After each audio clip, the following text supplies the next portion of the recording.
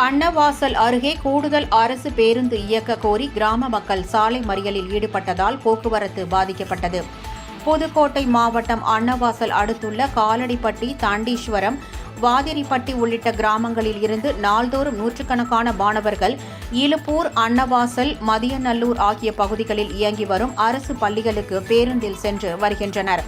இந்நிலையில் பள்ளி பேருந்தில் ஒரே ஒரு பேருந்து மட்டுமே இயக்கப்படுவதால் மாணவர்கள் படிகளில் தொங்கிக் கொண்டு பயணிக்கும் அபாயகரமான சூழல் நிலவி வருகிறது. இதுகுறித்து பலமுறை மாவட்ட நிர்வாகத்திடம் கிராம மக்கள் கோரிக்கைகள் வைத்தும் இதுவரை நடவடிக்கை எடுக்கப்படவில்லை என்று கூறப்படுகிறது.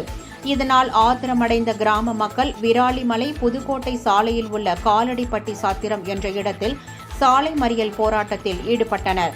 தகவலறிந்து நிகழ்விடம் வந்த போலீசார் மற்றும் வருவாய்த்துறை அதிகாரிகள் பெற்றோர்களுடன் பேச்சுவார்த்தை நடத்தி உரிய நடவடிக்கை எடுப்பதாக உறுதி அளித்தனர்.